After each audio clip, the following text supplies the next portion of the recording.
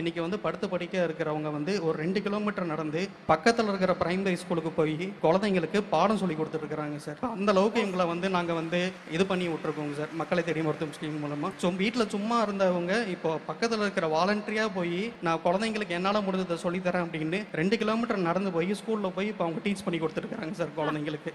இப்போ அவங்க டீச்சராக இருக்காங்க. முடியவே முடியாது அப்படின்னு இருந்தவங்க இன்னைக்கு போய் பல மாணவ மாணவிகளுடைய கனவை நிஜமாக்குறாங்க அப்படின்னா அது அவங்களுக்கு ஒரு பெரிய கைத்தட்டல்.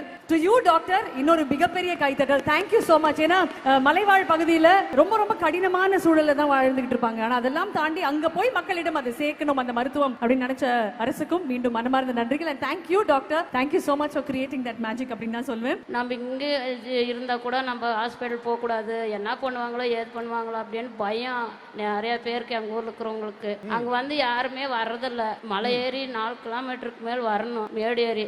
அதனால் வந்துட்டு சார் இவ்வளோ இதே இடத்துல நம்ம இப்படி வந்து கண்ணில் பார்த்துட்டு நம்ம விட்டுட்டு போகக்கூடாதுன்னு சொல்லிட்டு கலெக்டர் சார் மூலமா போலீஸ் பாதுகாப்போட என்னை கூட்டின்னு போய் போலீஸ் பாதுகாப்பு தருமபுரியில் வந்து என்னை காப்பாற்றி இந்த நிலைமைக்கு நல்லா பண்ணி விட்டுனுக்குறாங்க. இப்போ நல்லா இருக்கிறேன் நான்.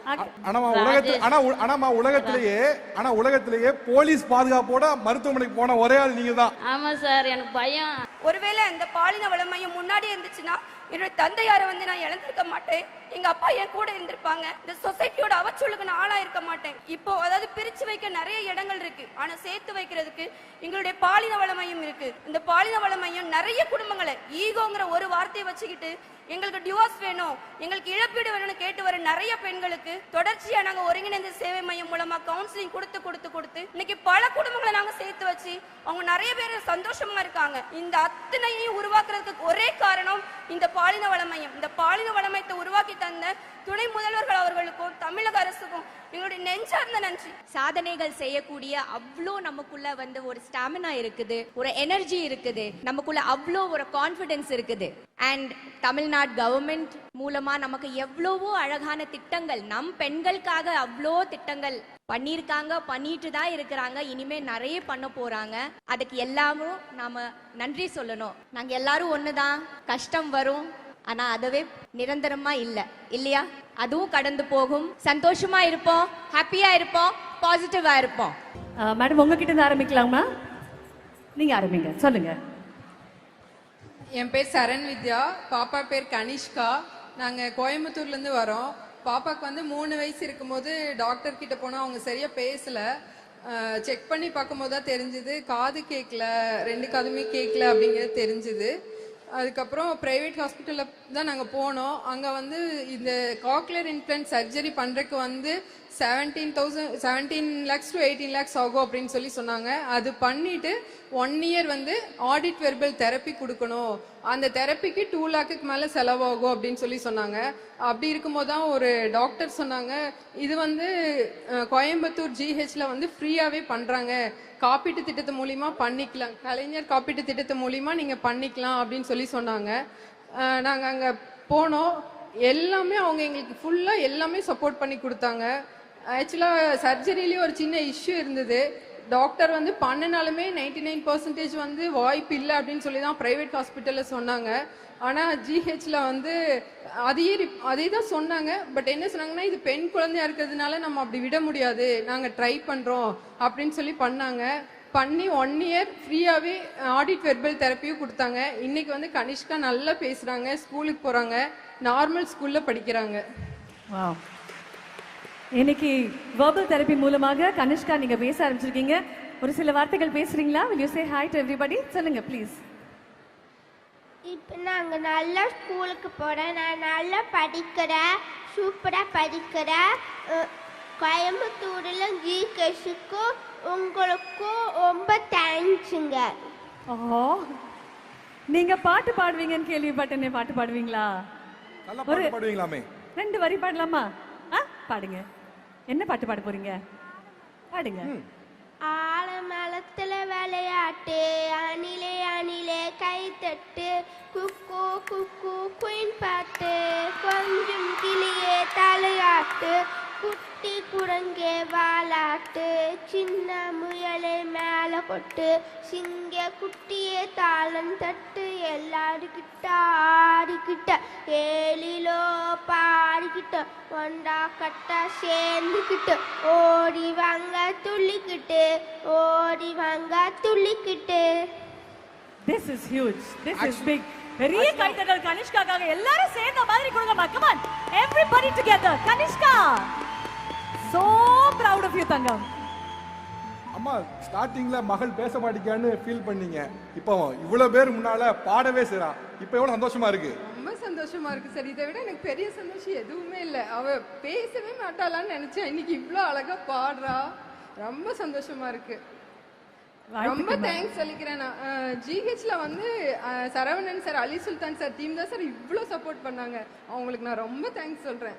பண்ண முடியாது 99% பண்ணவே முடியாதுன்னு சொல்ல சான்ஸ் இருந்தும் 1% நாங்க ட்ரை பண்றோம், இது பெண் குழந்தை நாங்க ட்ரை பண்ணுவோம்னு பண்ணாங்க. அவங்களுக்கு தான் நான் ரொம்ப தேங்க்ஸ் சொல்றேன். எந்த ஜிஹெச் மாதிரி? கோயம்புத்தூர் ஜிஹெச். ஃபேண்டாஸ்டிக். ஆக்சுவலா அரசு மருத்துவர்களுடைய பங்கு ரொம்ப பெருசு. அது இது போல விஷயங்களை பேசும்போது நமக்கு இன்னும் புல்லரிக்கக்கூடிய மொமெண்டா கூட வருது. ஒரு பிள்ளை பேசவே முடியாது இந்த காலகட்டத்தை தூக்கி இன்னைக்கு ஒரு பொண்ணு அழகா பாடுறாங்க. ஆயிரக்கணக்கான பேர் முன்னால பாடுறாங்கன்னா சாதாரண விஷயமா? எவ்வளவு பெரிய விஷயம். அரசு மருத்துவர்கள் எங்க இருந்தாலும் என் மனமார்ந்த வாழ்த்துக்களை தெரிவிச்சுக்கிறேன். குறிப்பாக கோயம்புத்தூர் ஜிஹெச்ல கூடிய அனைத்து அரசு மருத்துவர்களுக்கும் மனமார்ந்த வாழ்த்துக்கள். அண்ட் டாக்டர் பூங்கொடி அவர்கள் இங்க இருக்காங்களா?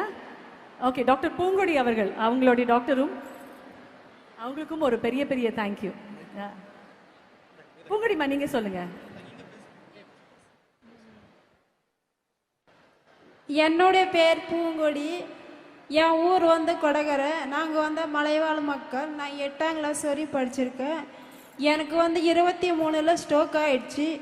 என்னால் படுத்து படிக்காதா இருந்தேன். என்னால் எழக்கூட நிற்க முடியல, எழ முடியல, உட்கார முடியல, ஒன்றுக்கு போக கூட என்னால் முடியாமல் இருந்தது. அப்புறம் எங்கள் வீட்டில் உள்ளவங்க எல்லாரும் ரொம்ப கஷ்டப்பட்டாங்க. எங்கள் வீட்டுக்காரரு, எங்கள் மாமனார், எங்கள் அத்தை எல்லாரும் கஷ்டப்பட்டாங்க. என் மருமக இப்படி ஆயிட்டாலே எப்படி இப்படி பண்ணுறது அப்படின்னு சொல்லிட்டு ரொம்ப அழுந்துட்டு இருந்தாங்க. அப்போ அந்த நிமிஷத்தில் வந்து மக்களை தேடி மருத்துவம் அந்த ஸ்கீம்லேருந்து ஒரு சார், சூர்யா சார்ன்றவங்க வந்தாங்க. வந்து நீ வாழ்க்கையை உன் கையில் தராமல் நீ எதுக்கும் பயப்படாத அப்படின்னு சொல்லி என் கூட பேசினாங்க. என் குடும்பத்துக்கிட்ட பேசினாங்க. பேசி அப்புறம் எனக்காக கைக்கான பயிற்சியை கொடுத்தாங்க, கால்கான பயிற்சியை கொடுத்தாங்க. இப்போ அந்த மாதிரி செஞ்சனால இப்போ என் வாழ்க்கையே மாறிடுச்சு. இப்போ நான் நல்லா நடக்க ஆரம்பிச்சிட்டேன். இப்போ நான் நல்ல நிலைமையில வந்துட்டேன்.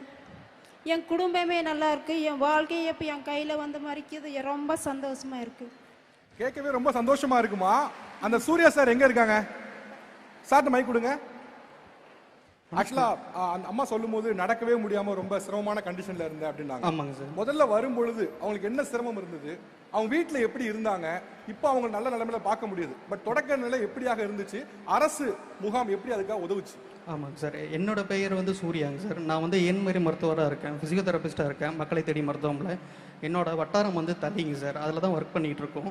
ஸோ இவங்க வந்து பார்த்தீங்கன்னா யங் ஸ்ட்ரோக்குங்க சார், 23 வயசு தான் ஆகுது இவங்களுக்கு. ஸோ லெஃப்ட் சைடு வந்து கம்ப்ளீட்டாக பேரலைஸ் ஆயிடுச்சுங்க சார். அவங்க வந்து பெட்ரிடனாக இருந்திருக்கிறாங்க. ஸோ இவங்களுக்கு வந்து அவ்வளோ பெரிய மருத்துவ வசதிகள்லாம் அவங்க செலவு பண்ணுறதுக்கு வந்து அவ்வளோ வசதிகள்லாம் இவங்ககிட்ட கிடையாது. ஸோ ரொட்டீனாக நாங்கள் வந்து இவங்க இருக்கிறது வந்து எல்லாமே யானைக்காடுங்க சார். ஸோ ரொட்டீனாக நாங்கள் வந்து மந்த்லி ஒன்ஸ் இவங்களுக்கு எல்லாமே போயிட்டு இவங்களுக்கு உண்டான ட்ரீட்மெண்ட்டு ஃபஸ்ட்டு எப்படி ஆரம்பிக்கணுமோ, எந்த பவர்லேருந்து ஆரம்பிக்கணுமோ ஒவ்வொன்றா இவங்களுக்கு பொறுமையாக உட்காந்து எக்ஸ்பிளைன் பண்ணி நாங்களும் பண்ணி இவங்களை எல்லாமே பண்ண வச்சதுனால இன்றைக்கி வந்து படுத்து படிக்க இருக்கிறவங்க வந்து ஒரு 2 கிலோமீட்டர் நடந்து பக்கத்தில் இருக்கிற பிரைமரி ஸ்கூலுக்கு போய் குழந்தைங்களுக்கு பாடம் சொல்லி கொடுத்துட்ருக்குறாங்க சார். அந்த அளவுக்கு இவங்களை வந்து நாங்கள் வந்து இது பண்ணி விட்ருக்கோங்க சார் மக்களை தேடி மருத்துவம் ஸ்கீம் மூலமாக. ஸோ வீட்டில் சும்மா இருந்தவங்க இப்போ பக்கத்தில் இருக்கிற வாலண்டரியாக போய் நான் குழந்தைங்களுக்கு என்னால் முடிஞ்சதை சொல்லித்தரேன் அப்படின்னு 2 கிலோமீட்டர் நடந்து போய் ஸ்கூலில் போய் இப்போ அவங்க டீச் பண்ணி கொடுத்துருக்குறாங்க சார் குழந்தைங்களுக்கு. இப்போ அவங்க டீச்சரா இருக்காங்க.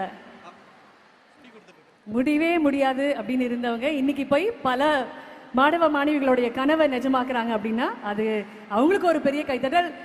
டு யூ டாக்டர் இன்னொரு மிகப்பெரிய கைத்தட்டல். Thank you so much. ஏன்னா மலைவாழ் பகுதியில் ரொம்ப ரொம்ப கடினமான சூழலில் தான் வாழ்ந்துகிட்டு இருப்பாங்க. ஆனால் அதெல்லாம் தாண்டி அங்கே போய் மக்களிடம் அதை சேர்க்கணும் அந்த மருத்துவம் அப்படின்னு நினைச்ச அரசுக்கும் மீண்டும் மனமார்ந்த நன்றிகள். And thank you doctor, thank you so much for creating that magic அப்படின்னு தான் சொல்லுவேன். அண்ட் ஆக்சுவலா எப்போ வந்து ஒரு நாட்டில் மருத்துவம் சிறப்பா இருக்குன்னு சொல்லுவாங்க அப்படின்னா அவங்க டோர் ஸ்டெப்புக்கு அவங்களுடைய கால் பக்கத்திலேயே ஒரு மருத்துவம் போகும்போது தான் அந்த மருத்துவம் சிறப்பா இருக்குன்னு சொல்லுவாங்க. அப்படி மக்கள் எங்க இருக்காங்களோ அவங்க வந்து நிலத்துல இருந்தாலும் சரி, இல்ல மலையில இருந்தாலும் சரி, இல்ல காடுகள்ல இருந்தாலும் சரி, அவர்களை நோக்கி போகக்கூடிய திட்டம் மக்களை தேடி மருத்துவம் திட்டம் ஒரு அருமையான திட்டம். அதுல பார்த்த ஒரு பயனாளி தான் நம்ம பார்க்கிறோம். Alright, next. அடுத்தபடியாக டாக்டர் ராஜசேகர் அவர்கள். சொல்லுங்க டாக்டர். வணக்கம், என்னோட பேர் டாக்டர் ராஜேஷ். நான் கிளமங்கலம் பிளாக் மெடிக்கல் ஆஃபீஸராக இருக்கேன், கிருஷ்ணகிரி மாவட்டம். என்னுடைய பயனாளி இங்கே இருக்காங்க, மல்லம்மா. அவங்க பேசுவாங்க இப்போ. நாளைக்கு அடுத்து நான் கொடுக்குறேன். சொல்லுங்க மல்லம்மா, சொல்லுங்கம்மா. சார், நாங்கள் வந்துட்டு இது மலைவாழ் மக்கள். நாங்கள் கடம்புக்குட்டை கிராமம். எங்களுது மலை 4 கிலோமீட்டர் மலை ஏறி மலை இறங்கணும். எங்களுக்கு வந்து ரோடு வசதி இல்லை. அதனால் வந்துட்டு நாங்கள் இது ஒரு குழந்தைங்க கன்சீவாக இருக்கிறவங்கெல்லாம் அவ்வளோ சீக்கிரம் வந்து ஹாஸ்பிட்டல் மருந்து மாத்திரை பார்க்க முடியாது. அதனால் வந்துட்டு சார் வந்து என்ன சொன்னாங்க, இது சார் வந்துட்டு சரி இப்படியெல்லாம் ஒரு கொடூரமான இடத்துல இருக்கிறாங்களே, அவங்கள என்ன பண்ணுறது அப்படின்னு சொல்லிட்டு அவங்களே வந்து பார்த்து இப்போ ரெகுலராக வந்து பிபி மாத்திரை எல்லாமே செக் பண்ணுறாங்க, எல்லாமே பார்க்குறாங்க. நான் வந்து கன்சீவாக இருந்தப்ப சார்கிட்ட சொல்கிறது கூச்சமாக இருந்து சொல்லவே இல்லை. சரி, நான் சார் வந்தாங்கன்னா போய் ஒழிஞ்சிக்குவேன், என்ன பண்ணுறது அப்படின்னு ஒழிஞ்சிக்குவேன். எப்படி சொல்கிறதுன்னே எனக்கு தெரியல. அப்புறமா சார் என்ன பண்ணார், என்னடா நம்ம ஸ்கூல் பக்கத்தில் இருக்கிறோம்மா, நம்ம வர்றப்பெல்லாம் ஒன்றுமே எங்கே போகிறாங்கன்னே தெரியலையே, எதனால் போகிறாங்கன்னு ஒன்றும் புரியல அப்படின்னு சொல்லிட்டு சிஸ்டருங்களை விட்டு என்னை பார்க்க சொன்னாங்க.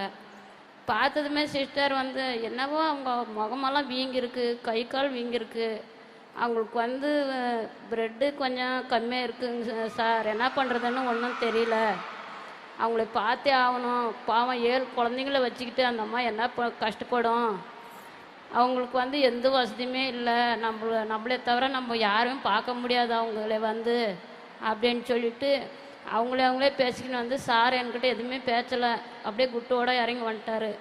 வந்து பாதி வழியில் வந்துட்டு சரி நம்ம இப்படியெல்லாம் அந்த அம்மாலே கூப்பிட்டா வராது, பயம், ஹாஸ்பிட்டல்னாவே எங்களுக்கு பயம், காட்டிலே இருந்ததுனால எங்களுக்கெல்லாம் பயமாக இருக்கும், சாருங்க நல்லா வெள்ளையாக ஷர்ட்டு போட்டுன்னு வந்தாவே எங்களுக்கு பயம். அதனால் வந்துட்டு நாங்கள் என்ன எப்படி நம்ம போகிறது அப்படின்னு எங்கள் ஊரில் எல்லாமே பேசுவாங்க. நம்ம இங்கே இருந்தால் கூட நம்ம ஹாஸ்பிட்டல் போகக்கூடாது, என்ன பண்ணுவாங்களோ ஏது பண்ணுவாங்களோ அப்படின்னு பயம் நிறையா பேருக்கு எங்கள் ஊரில் இருக்கிறவங்களுக்கு. அங்கே வந்து யாருமே வர்றதில்ல, மலை ஏறி 4 கிலோமீட்டருக்கு மேல் வரணும், மேடு ஏறி. அதனால் வந்துட்டு சார் இவ்வளோ இது இடத்துல நம்ம இப்படி வந்து கண்ணில் பார்த்துட்டு நம்ம விட்டுட்டு போகக்கூடாதுன்னு சொல்லிட்டு கலெக்டர் சார் மூலமா போலீஸ் பாதுகாப்போடு என்னை கூட்டின்னு போய் போலீஸ் பாதுகாப்பு தருமபுரியில் வந்து என்னை காப்பாற்றி இந்த நிலைமைக்கு நல்லா பண்ணி விட்டுனுக்குறாங்க. இப்போ நல்லா இருக்கிறேன் நான். உலகத்திலேயே போலீஸ் பாதுகாப்போட மருத்துவமனைக்கு போன ஒரே ஆள் நீங்க தான். ஆமா சார், எனக்கு பயம். டாக்டர் சார், ராஜேஷ் சார் வந்து கூட எனக்கு பயமா தான் இருந்துச்சு. இருங்க நான் டாக்டர் சார் கிட்ட கேக்குறேன், உங்க பயத்தை எப்படி போக்குனாருன்னு கேக்குறேன். இவங்க மல்லம்மா வந்து 45 வயசு இவங்களுக்கு. இவங்க 10வது பிரசவம். 7 குழந்தைங்க உயிரோடு இருக்காங்க. 10வது பிரசவம் வெளியே சொல்ல முடியாம மறைஞ்சிருந்தாங்க. நீங்க வரும்போது மறைஞ்சிருந்தாங்களா? ஆமா. என்ன பண்ணுவாங்க? நாங்க செக்கப்புக்கு வந்து அந்த ஊருக்கு போகணும்னா 4 கிலோமீட்டர் மலை ஏறி தான் போகணும், யானைக்காடு. மாதம் அங்கே நம்ம டீமோட மொத்தமாக போவோம், ஏன்னா பயம், யானை பயம்ன்றதுனால டீமோட போவோம். அந்த மாதிரி ஒவ்வொரு டைம் நம்ம போகும்போது முன்னாடி தகவல் கொடுத்துருவோம், இந்த மாதிரி இன்றைக்கி டீம் கேம்புக்கு வரோம், யாராவது உடம்பு சரியில்லாமல் இருக்கிறவங்களாம் வந்து அங்கே இருக்க சொல்லுங்கள் அப்படின்ட்டு நான் தகவல் கொடுத்தா இவங்க ஒளிஞ்சுப்பாங்க. நீங்கள் வரும்போது என்ன பண்ணாங்க? நீங்கள் உள்ளே வரும்போது என்ன பண்ணாங்க? ஆக்சுவலாக இவங்க அந்த பாறை பின்னாடி போய் ஒளிஞ்சுப்பாங்க. ஓகே. அதுக்கப்புறம் இவங்க பொண்ணுக்கு ஒரு கதை இருக்குது. என்னென்னா 2021 பிரசவ வலி எடுத்துட்டு நைட்டு 1 மணிக்கு எங்களுக்கு ஃபோன் பண்ணாங்க. இவங்களோட பொண்ணு அவங்களுக்கு வந்து நைட்டு 1 மணிக்கு மலை ஏறி போய் நைட்டு அங்கேயே பிரசவம் பார்த்து தூளி கட்டி எடுத்துகிட்டு வந்து இவங்க பொண்ணு 15 நாள் தருமபுரி அரசு மருத்துவக் கல்லூரி மருத்துவமனையில் வச்சு இவங்க பொண்ணை காப்பாற்றுறோம், அந்த குழந்தையும். அந்த இதில் வந்து இவங்க என்கிட்ட சொன்னால் நான் கூட்டிகிட்டு போயிடுவேன்னு தெரிஞ்சு மறைஞ்சு இருந்துட்டாங்க.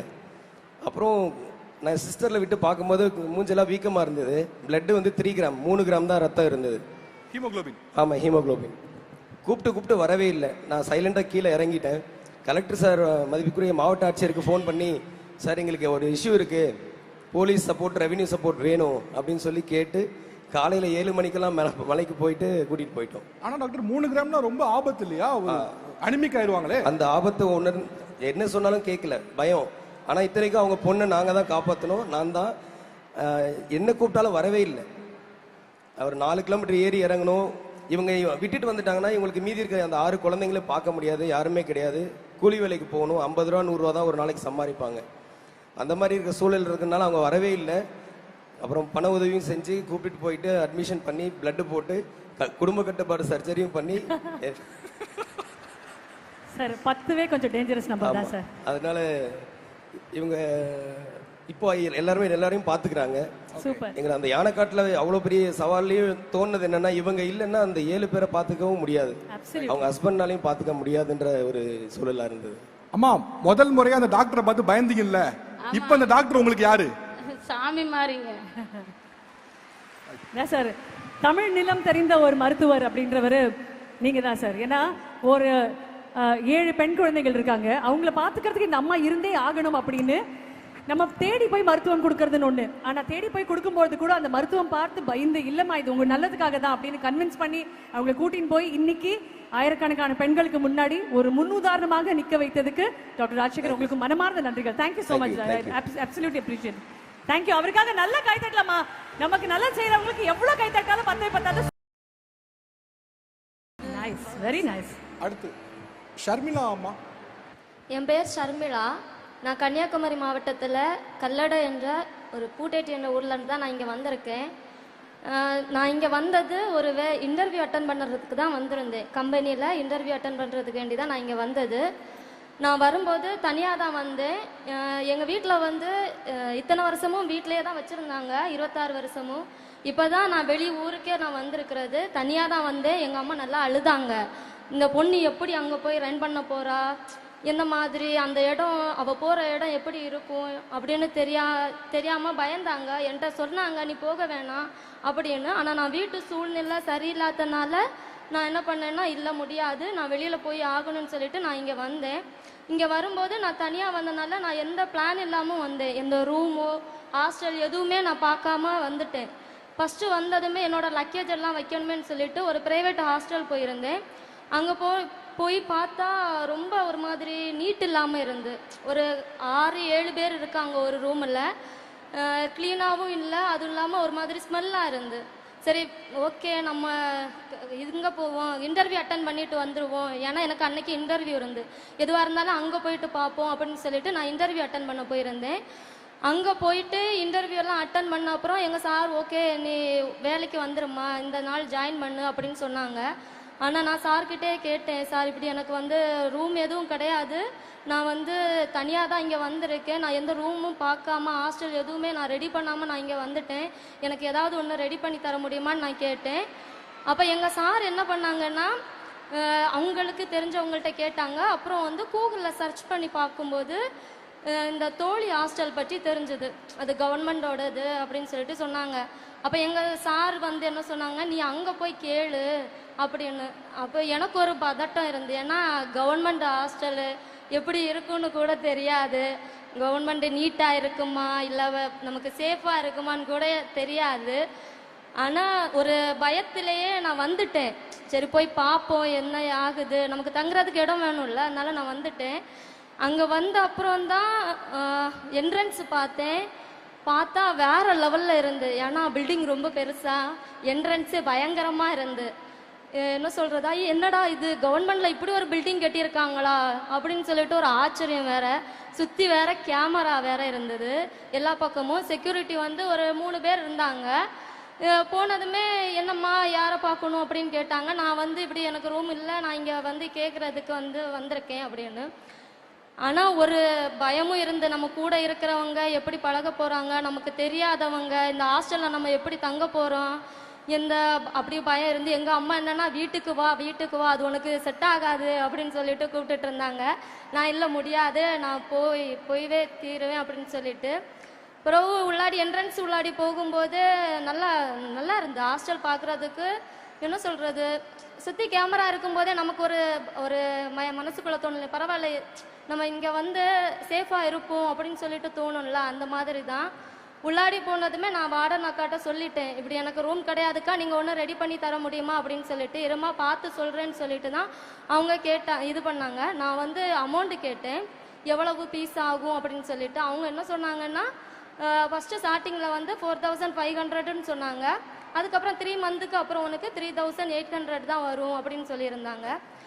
அதுக்கப்புறம் இங்கே சேஃபாக நான் அவங்கள்ட்டையும் கேட்டேன், இங்கே சேஃபாக இருக்குமா, இது கவர்மெண்ட் ஹாஸ்டல்னு வேற சொல்கிறாங்க, இப்படி பரவாயில்லையா அப்படின்னு சொல்லிட்டு. இப்போ சேஃபாக இருக்கீங்கல்ல? பக்கா நல்லா சேஃபாக இருக்கு. எவ்வளோ நாளாக ஹாஸ்டல் தங்கியிருக்கீங்க? நான் வந்து 7 மந்த் தான் தங்கியிருக்கேன். ஓகே, உங்களுக்கு சாட்டிஸ்ஃபைடாக ஃபீல் ஆகுது? All right, super.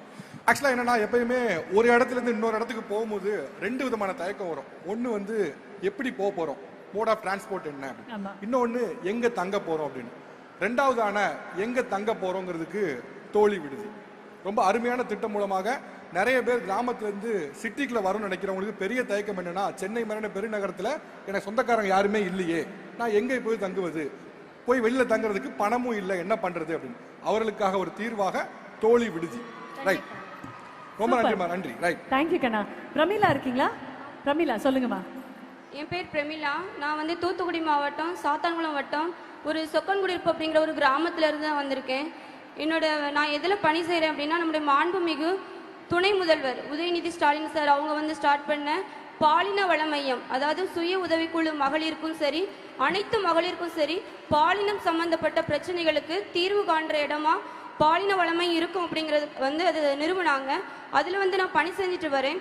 இந்த பாலின வளமை வந்து என் லைஃப்பில் ரொம்பவே வந்து ஒரு மாறுதலை ஏற்படுத்தியிருக்கு. எப்படின்னா, நான் வந்து எங்கள் தலைமுறையிலே ஒரு முதல் பட்டதாரி. அப்பா அம்மா கஷ்டப்பட்டு படிக்க வச்சாங்க. அதுக்கப்புறம் நம்மளுடைய ஒரு லைஃப்ன்ட்டு ஒன்று நமக்கு அமைச்சு கொடுப்பாங்கல்ல, வசதியாக கட்டி கொடுத்தா பிள்ளை நல்லா இருக்குன்னு சொல்லிட்டு ஒரு லைஃப் எனக்கு எங்கள் அப்பா ஏற்படுத்தி கொடுத்தாங்க. அது வந்துட்டு நிறைய ஸ்ட்ரகிளை ஃபேஸ் பண்ணிட்டு தான் நான் வெளியே வந்தேன். அந்த லைஃப்பை நினச்சி, ஐயோ நம்ம பிள்ளைக்கு தப்பான ஒரு லைஃப்பை சூஸ் பண்ணி கொடுத்துட்டோமே நினச்சி எங்கள் அப்பா வந்து சூசைட் பண்ணி இறந்துட்டாங்க. அதுக்கப்புறம் எங்கள் லைஃப் எப்படி டோட்டலாக வந்து பட்டி போட்டுடுச்சு. லைஃப் வந்து டோட்டலாக பட்டி போட்டுச்சு. நிறைய அவச்சொல்லுக்கு ஆளானோம், அம்மாவும் சரி நானும் சரி. ஏன்னா நம்ம சொசைட்டி அப்படி ஒரு பிரச்சனையில் ஒரு பெண் மாட்டிக்கிட்டான்னா நிறைய வார்த்தைகள் பேசுவாங்க. அப்படிதான் நிறைய அவச்சொல். அப்புறம் 1 இயர் கழிச்சு எனக்குன்ட்டு ஒரு என்னையே பிடிச்சிக்கிட்ட ஒருத்தர் வந்து என்னை திருமணம் செஞ்சாங்க. என்னுடைய லைஃப் நல்லாவே இருந்துச்சு. அப்பவும் இந்த சொசைட்டி என்னை விடல. நிறைய ஒரு பழிச்சொல், அப்பவும் ஒரு பழிச்சொல்லை வந்து என் மேலே திணிச்சுக்கிட்டே தான் இருந்தாங்க. கடைசியில் தான் நம்முடைய சுய உதவிக்குழு மூலமாக வந்து மகளிர் திட்டத்திலேருந்து இப்படி ஒரு வேலை வாய்ப்பு போட்டிருக்காங்கம்மா பாலின வளமையத்தில். அப்போ வந்துட்டு நான் கேட்டேன், இது எந்த மாதிரி ஒரு பணி அப்படின்னு சொல்லிட்டு. அப்போ கேட்கும்போது தான் இது மகளிருக்கு உண்டானது. அப்போ தான் மகளிருக்கு உண்டான இது ஒரு பணி, நீ வந்துட்டு அப்படின்னு சொல்லிட்டு இந்த பணியை பற்றின வந்து ஃபுல் டீட்டெயில்ஸ் எனக்கு கொடுத்தாங்க. எனக்கு வந்து ரொம்பவே சாட்டிஸ்ஃபைடாக இருந்துச்சு. ஏன்னா என்ன மாதிரி ஒரு பாதிக்கப்பட்ட பெண்களுக்கு ஒரு முன்னோடியாக நான் இருக்கணும், பாதிக்கப்பட்ட பெண்கள் வெளியே கொண்டு வரணும், அவங்களுக்கு வந்து ஒரு சொல்யூஷன் கொடுக்கணும்னு சொல்லிட்டு இந்த ஜாபுக்குள்ளே போனேன். அப்போ எனக்கு எங்கள் அம்மாவும் என் கணவரை வந்து ரொம்ப சப்போர்ட்டாக இருந்து என்னை அனுப்பி வச்சாங்க. இந்த ஜாபுக்கு போகும்போது நான் கன்சீவ் ஆகிட்டேன். இந்த சட்டம் வந்து நீ மாசம் ஆயிட்டமா, அந்த வேலைக்கு நீ வேண்டான்னு என்னை விடலை, என்னை வந்து அந்த பணியில் வச்சாங்க. அந்த கன்சீவாக இருக்கும்போது நிறைய கேஸஸ் சால்வ் பண்ணோம். எப்படின்னா, திருமணமான ஒரே மாதத்திலேயே கணவர் வந்து அற்ப காரணத்துக்காக அழகில்லைன்னு சொல்லிட்டு வேண்டான்னு ஒரு பொண்ணு என்கிட்ட வந்துச்சு. நான் குழந்தை பிறந்து 2 மாதம் வீட்டில் சி செக்ஷன் தான், எனக்கு வீட்டில் லீவில் இருந்தேன். வீட்டுக்கே வந்தாங்க. வரும்போது அப்போ அந்த பொண்ணு சொன்ன ஒரே வார்த்தை, எனக்கு வந்து பேக்ரவுண்ட் இல்லைன்னு சொல்கிறாங்க, உன்னை தட்டி உனக்கு உன்னை அனுப்பிட்டா உன்னை கேட்க யார் வருவாங்க அப்படின்னு கேட்டு அந்த பொண்ணு அந்த வார்த்தையை சொல்லும்போது எனக்கு ரொம்பவே குத்திச்சு. ஏன்னா இதே வார்த்தையால் நானும் பாதிக்கப்பட்டிருக்கேன். உடனே அந்த பொண்ணு கூட நான் போனேன். என் 2 மாதம் கை குழந்தையும் கையில் வச்சுக்கிட்டே ஒவ்வொரு ஸ்டேஷனும் அலைஞ்சோம். ஏன்னா அந்த பொண்ணு மேலே சீட்டிங் கேஸ் போட்டாங்க. அந்த பொண்ணு பின்னாடியே போகணும். நிறைய சட்ட அலுவலர்களை வச்சு அந்த பொண்ணுக்கு லீகல் நோட்டீஸ் அனுப்புனாங்க. அப்பவும் நாங்கள் தளரலை. நீ எந்த பதிலும் சொல்ல வேண்டாம், ஏன்னா அந்த பொண்ணு கன்சீவாக இருந்துச்சு, உனக்கும் உன் குழந்தைக்கும் கட்டாயம் நியாயம் கிடைக்குமான்னு சொல்லிட்டு தொடர்ந்து அந்த பொண்ணோட போராடி அந்த பொண்ணுடைய கணவருக்கு தொடர்ந்து விடலை. அந்த பொண்ணுடைய கணவருக்கு ஒருங்கிணைந்த சேவை மையம் மூலமா தொடர்ந்து கவுன்சிலிங் கொடுத்து இன்னைக்கு அவங்க கணவனும் மனைவியுமா அழகான ஒரு பெண் குழந்தையோட சந்தோஷமா இருக்காங்க. அது மட்டும் இல்லை, அதுக்கு அடுத்து நாங்கள் வந்து ஒவ்வொரு ஏரியாவை போய் கேம்பெயின் பண்ணுவோம். அப்படி பண்ணும்போது ஒரு அம்மா வந்துட்டு, என் பொண்ணு ஹஸ்பண்டோட சண்டை போட்டு காட்டு பகுதியில் 2 வருஷமா 3 பெண் குழந்தைங்களோட இருக்காம்மா, எப்படியாவது அந்த என் பொண்ணை எங்கிட்ட மீட்டு கொடுத்துருங்கன்னு சொல்லிட்டு நம் தோழிகள்னு சொல்லிட்டு எங்கள் ஏரியாவில் ஒவ்வொரு அமைப்பு இருக்குது, அவங்க கிட்ட சொல்லி கதறி அழுதுருக்காங்க. அப்போ அவங்க மூலமாக அந்த பதிலும் எனக்கு வருது. நான் உடனே என்ன பண்ணோம், அந்த சரௌண்டிங் ஸ்டேஷன் அவங்க கிட்ட ஹெல்ப் கேட்டு சைல்டு டிபார்ட்மெண்டோட உதவியோட அந்த காட்டு பகுதிக்குள்ள அவங்க போய் அந்த 3 பெண் குழந்தைங்களையும் சரி அந்த லேடியும் சரி மீட்டு கொண்டு வந்து அவங்க தாயிட்ட இப்போ ஒப்படைச்சு அவங்க அந்த 3 பெண் குழந்தைங்களும் இப்போ கல்வியை தொடர்ந்து படிச்சுட்டு இருக்காங்க. இது மட்டும் இல்ல, 70 வயசு மதிக்கத்தக்க தாத்தா வயது முதிர்ந்த பெற்றோர் குடிகார மகன் அவங்கள காப்பாத்தி இன்னைக்கு அவங்க சந்தோஷமா ரொம்ப சந்தோஷமா அந்த தாத்தா உழைச்சுதான் சாப்பிடுறாங்க. அந்த உழைக்கிற உழைப்புல கணவனும் மனைவியுமா ரொம்பவே அழகா இருக்காங்க, சந்தோஷமான வாழ்க்கையை வாழ்றாங்க. திருப்பூர்ல தொலைஞ்சு போன ஒரு குழந்தைய அரை மணி நேரத்துக்குள்ளேயே தூத்துக்குடியில இருக்க அவங்களுடைய தாய் தகப்பங்கிட்ட நாங்க வந்து எங்க இருக்காங்கிறத கண்டுபிடிச்சு அந்த குழந்தைய சேஃபா அவங்க கிட்ட ஒப்படைச்சிருக்கோம். இப்படி நான் எந்த இடத்துல என்னுடைய லைஃபே முடிஞ்சு போச்சுட்டு அந்த இடத்த விட்டு வெளியே வந்தேனோ அதே இடத்துல இந்த பாலின வளமை மூலமா என்னோட சிறப்பு விருந்தினரா மகளிர் தின விழாவை கலைச்சாங்க. நான் படிச்ச பள்ளிக்கூடத்துலயும் சரி நான் படிச்ச கல்லூரியிலும் சரி என்ன ஒரு சிறப்பு விருந்தினரானு கூப்பிட்டாங்க. இது எல்லாத்துக்கும் ஒரே ரீசன், இந்த பாலின வளமை மட்டும்தான். ஒருவேளை இந்த பாலின வளமையும் முன்னாடி இருந்துச்சுன்னா என்னோட தந்தையாரை வந்து நான் இழந்திருக்க மாட்டேன், எங்க அப்பா என் கூட இருந்திருப்பாங்க, இந்த சொசைட்டியோட அவச்சொல்லுக்கு நான் ஆளா இருக்க மாட்டேன். இப்போ அதாவது பிரிச்சு வைக்க நிறைய இடங்கள் இருக்கு, ஆனா சேர்த்து வைக்கிறதுக்கு எங்களுடைய பாலின வளமையும் இருக்கு. இந்த பாலின வளமையும் நிறைய குடும்பங்களை ஈகோங்கிற ஒரு வார்த்தையை வச்சுக்கிட்டு எங்களுக்கு டிவோர்ஸ் வேணும் எங்களுக்கு இழப்பீடு வேணும்னு கேட்டு வர நிறைய பெண்களுக்கு தொடர்ச்சியா நாங்க ஒருங்கிணைந்த சேவை மையம் மூலமா கவுன்சிலிங் கொடுத்து இன்னைக்கு பல குடும்பங்களை நாங்க சேர்த்து வச்சு அவங்க நிறைய பேர் சந்தோஷமா இருக்காங்க. இந்த அத்தனையும் உருவாக்குறதுக்கு ஒரே காரணம் இந்த பாலின வளமையும். இந்த பாலின வளமையத்தை உருவாக்கி தந்த துணை முதல்வர்கள் அவர்களுக்கும் தமிழக அரசுக்கும் எங்களுடைய நெஞ்சார்ந்த நன்றி.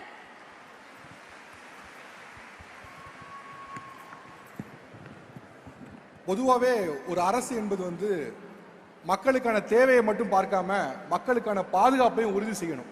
அதுதான் ஒரு அரசோட தலையாய கடமை. அப்படி பார்க்கும்போது பொதுவாக பொதுமக்களுக்கு வந்து ஏதேனும் ஒரு பிரச்சனை ஏற்பட்டுச்சு அப்படின்னா காவல் நிலையத்துக்கு போன வாடிக்கை இருக்காது. அதனால நாம ஏன் காவல் நிலையத்துக்கு போகணும், அங்க நம்மளை எப்படி ட்ரீட் பண்ணுவாங்களோ, நமக்கான உதவி கிடைக்குமோங்க ஒரு தயக்கம் இருக்கும். அதை தவிர்ப்பது தான் பாலின வளர்ப்பு மையம். அந்த திட்டம் ரொம்ப சைலண்டா தன்னோட வேலையை ரொம்ப அழகா நேர்த்தியா செஞ்சிட்டு இருக்கு. அதோட ஒரு பயனாளி தான் அவங்க. வாழ்த்துக்கள். உமன் அபியூஸ், உமன் ஹாரஸ்மெண்ட், இந்த விஷயங்கள் எல்லாம் கண்டிப்பாக தமிழகத்தில் இருக்கவே கூடாது அப்படின்றதுல ரொம்ப ரொம்ப தெளிவாக இருக்கிற ஒரு என்டையர் குழுவை தான், அது ரெப்ரசன்டேஷனாக தான் அவங்களை நான் பார்க்குறேன். அவ்வளோ பெரிய ஒரு சக்திக்கு இந்த அரங்கம் நிறைந்த ஒரு கைத்தட்டல் கண்டிப்பாக கொடுத்தாகணும். ஏன்னா எத்தனையோ குடும்பங்களின் சார்பாக, எத்தனையோ வலியின் சார்பாக, எத்தனையோ குரல்களின் சார்பாக ஒரு குரலாக இந்த மேடையில் வந்து நின்னாங்க. அவங்களுக்கு மீண்டும் மனமார்ந்த நன்றிகள். தேங்க்யூ ஸோ மச்மா. சந்தோஷமா சௌக்கியமா நீங்க இருக்கணும். உங்களால் இன்னும் நிறைய குடும்பங்கள் சந்தோஷமா சௌக்கியமா இருக்கும். வாழ்த்துக்கள், வாழ்த்துக்கள். Thank you so much. அண்ட் இந்த அழகிய தருணத்துல ஒரு சிறப்பு விருந்தினர் அவர்களை மேடை அன்புடன் அழைக்க போகிறோம். ஒரு மிகப்பெரிய கைத்தட்டலோட நமக்கு ரொம்ப ரொம்ப பிடித்த தேவயானி மேம் அவர்களை மேடை அன்புடன் அழைக்கிறோம். இந்த தருணத்தில் இயக்குனர் வசந்தபாலன் அவர்களையும் மேடை அன்புடன் அழைக்கிறோம். கூடவே மக்கள் மருத்துவர் டாக்டர் ஃபருக் அப்துல்லா அவர்களையும் அன்போடு மேடை அழைக்கின்றோம். தேவயானி மேடம், ஆக்சுவலா உங்களை இந்த ஸ்டேஜ்ல இவர்கள் இருக்கும்போது அழைத்ததுக்கு ஒரு முக்கியமான காரணம் இருக்கு. என்னன்னா தமிழ் மக்கள் அவ்வளவு சீக்கிரம் யாரையும் அவங்க குடும்பத்துல சேர்த்துக்க மாட்டாங்க ஒரு உறுப்பினரா. எனக்கு தெரிஞ்சு தமிழ்நாட்டில் எல்லாரோட வீட்லயும் உங்களோட பேர் ரேஷன் கார்டில் மட்டும்தான் இல்லை.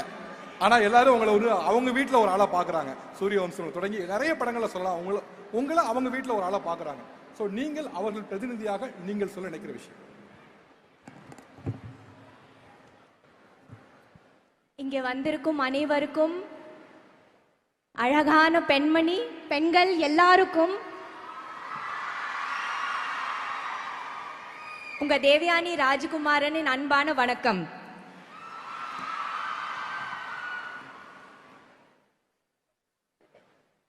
இந்த மேடையில நிக்கிறதுக்கு நான் ரொம்ப பெருமைப்படுத்துறேன். ரொம்ப பெருமையா இருக்கு, ரொம்ப ரொம்ப சந்தோஷமா இருக்கு. உங்க எல்லாரையும் மாதிரியும் நானும் தான் தமிழ்நாட்டு வந்து ஒரு வாழ வைக்கும் பூமி. இங்க யார் வந்தாலும் ரொம்ப அழகா அன்பா நமக்கு நம்ம ஃபேமிலி மாதிரி நமக்கு வந்து வேலை வாய்ப்பு இருந்தாலும் சரி, கரியர் இருந்தாலும் சரி, எஜுகேஷன் இருந்தாலும் சரி, எல்லாமே கொடுக்கக்கூடிய நம்ம தமிழ்நாட்டுக்கு என்ன சொல்றது. நான் பிறந்து வளர்ந்தது மும்பை. ஆனாலும் எனக்கு எல்லாமே கிடைச்சது தமிழ்நாட்டில் தான்.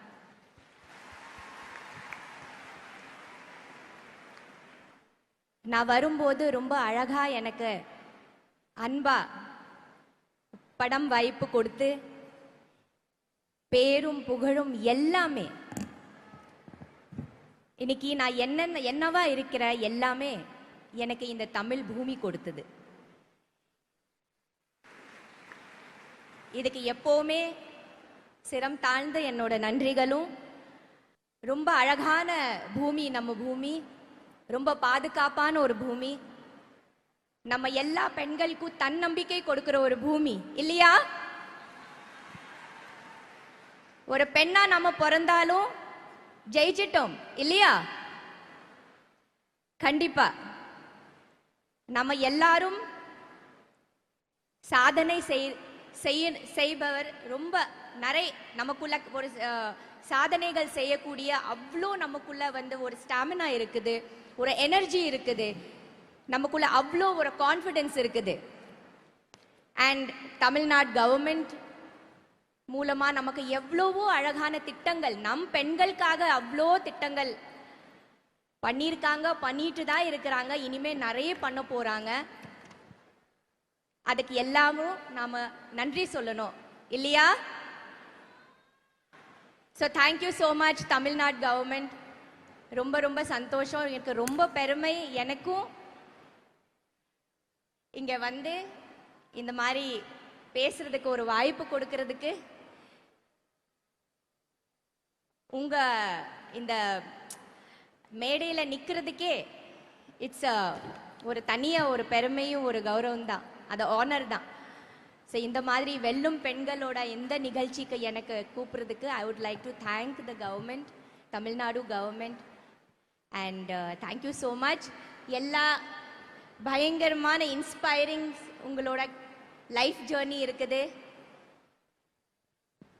ஒவ்வொன்றும் அவ்வளோ இன்ஸ்பைரிங்காக இருந்தது. நீங்கள்லாம் கிரேட் கிரேட். எல்லாரும் ஒவ்வொருத்தரும் இங்கே ரொம்ப சிறப்பு, ரொம்ப ரொம்ப கிரேட். ஹேட்ஸ் ஆஃப் உங்களுக்கு, உங்களோட கான்ஃபிடென்ஸ்க்கும். எதுவுமே பயப்பட வேண்டாம், நாங்கள் எல்லாரும் ஒன்று தான். கஷ்டம் வரும், ஆனால் அதுவே நிரந்தரமாக இல்லை இல்லையா? அதுவும் கடந்து போகும். சந்தோஷமா இருப்போம், ஹாப்பியா இருப்போம், பாசிட்டிவா இருப்போம். Thank you, thank you so much. Thank you so much ma'am.